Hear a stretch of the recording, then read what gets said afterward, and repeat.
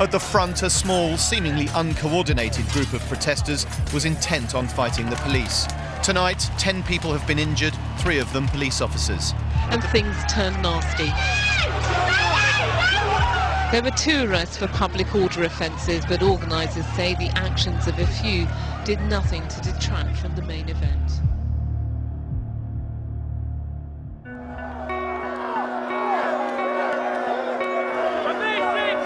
When people feel angry with an issue or cause, there are all manners of ways in which they can express their dissatisfaction. Indeed, democracies thrive because people are entitled to show their disdain about a variety of issues that may affect their lives or the lives of those they feel sympathetic towards. Therefore, how far would you be prepared to go to make others aware of your discontent should you disagree with a particular viewpoint or policy?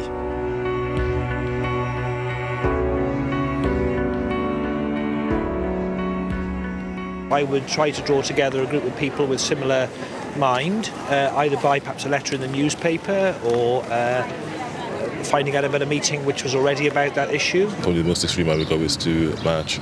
Well, try and get in touch with my MP. Yeah. Have a petition to see if other people felt the same way. Maybe use the internet, some sort of blog or campaign to tell people about it or share your view. Speak to our local councillors, our local MPs, local assembly members, get them involved. Write to my local press, my local TV and radio station. I would protest. I would do it non-violently personally. Go to the local community, get a group of people, raise the issue, write to the MPs. I'd probably just talk to people. I'm quite easygoing, yeah. To be honest with you, I would march if it was something I felt that strongly about. You know, try and take the bus pass off pensioners and I'll be down there marching. First of all, I'd go and see my MP, write my MP. Fail that, I wouldn't stop going on a protest march. I think they're quite right to do it. You know, if you believe it, so they fight for it. Protesting is, of course, a fundamental right in Britain. Indeed, peaceful protests can be a very powerful campaign tool, and many of the rights and freedoms we enjoy today were gained because people were prepared to go out on the streets and protest. The UK has a long history of being able to protest and to speak our minds, that we all have our human rights, and we can gather with people who have the same interests and same views. We can hold banners in the street and we can project our views. And that's fine, and we have that right and we're able to do so. However, the concern is when those views go towards actions and when people are so fueled and so emotional and feel they've got to actually do something, that they want to take those actions to extremes and potentially cause harm to others.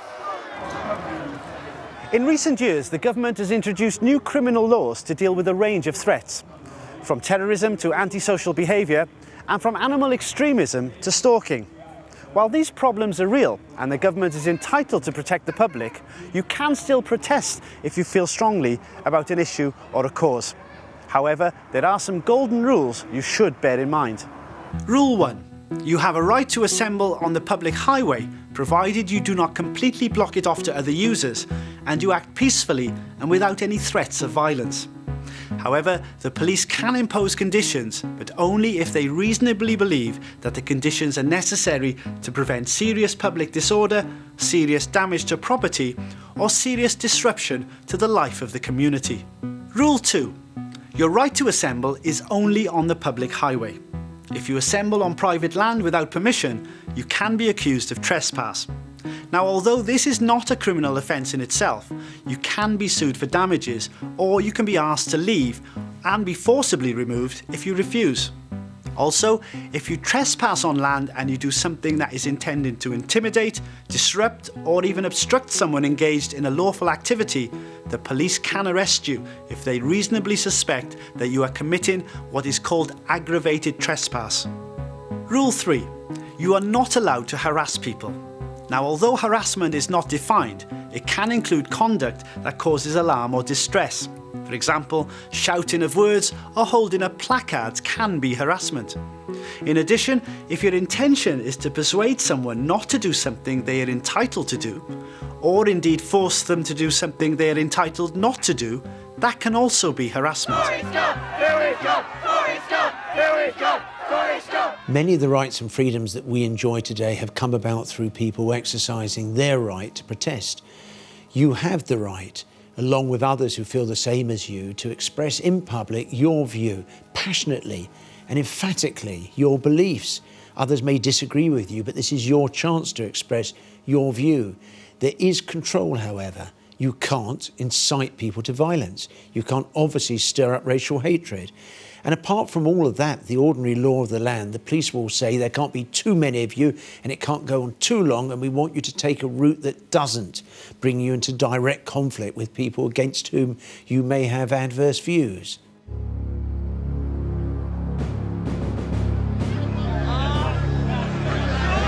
Racist people now, but racist. In this country, there are views which may be illegal if they are expressed and cause offence to other people. Some of these views include racism. It may be views regarding homophobia. It may be views about people with disabilities or ageism nowadays. So there are a host of things that when we do express our views, we may enter into criminality and cause offence, and there are going to be consequences to exercising our freedom of expression if we go too far. Some people find that voicing dissent or raising concern in a rational, peaceful manner is simply not enough for them. Indeed, such is their conviction for a particular cause, they often feel that their strong views need reflecting in a strong and forthright way. Indeed, some are even prepared to break the law to get their point across. Some, however, are prepared to go further and will hurt or kill others.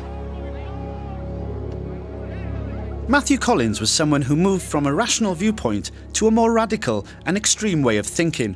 However, as Matthew found out himself the hard way, holding extreme views can sometimes quickly lead to committing extreme actions. As a 15-year-old boy growing up in South London on a council estate, going to a very large comprehensive school, like most 15-year-old boys, I was probably not immune to violence, but I went from fights in the playground or fights at the school gates or little rumbles on the estate to entering pubs and clubs with baseball bats, pool cues, knives. I went from going to football with my friends to, you know, where you would watch a game of football, to go into games of football where we didn't even go into the game, where we'd wait outside and attack other people.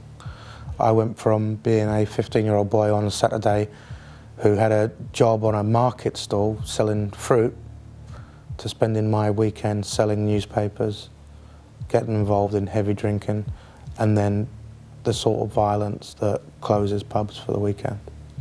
I spent my time with people who, everywhere they went, attacked people because of their colour, because of their religion, because of their accent, because of what they wore. I spent my weekends trawling around London, and not just London, of course, all over this country, involved in violence. You know, I watch now these films that glorify football hooligans, but those films come absolutely nowhere near to how desperately sad that is to live like that. How desperately, desperately sad. Every day, more violence. Every day, more hatred. Every day of your life.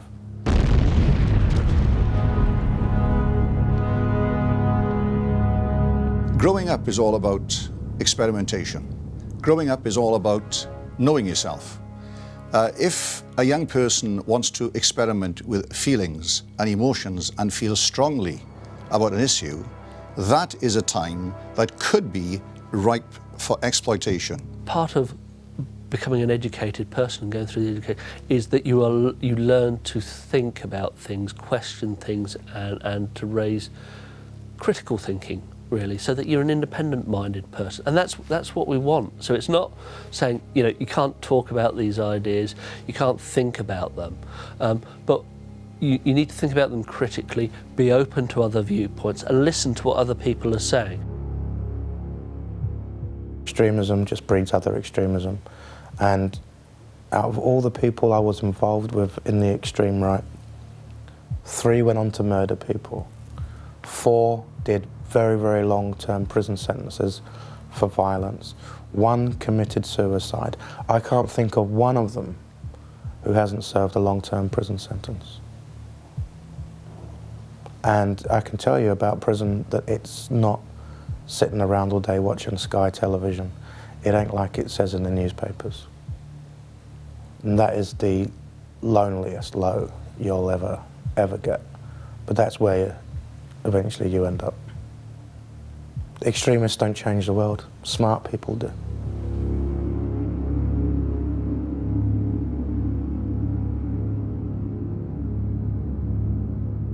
So what do you understand about the legal ways to voice your concern regarding something you care deeply about? In what ways can you go about voicing your concern on a particular subject, issue or cause? What is legal and what is illegal with regard to getting yourself heard or noticed? And where would you go, or whom should you ask for advice so as not to break the law?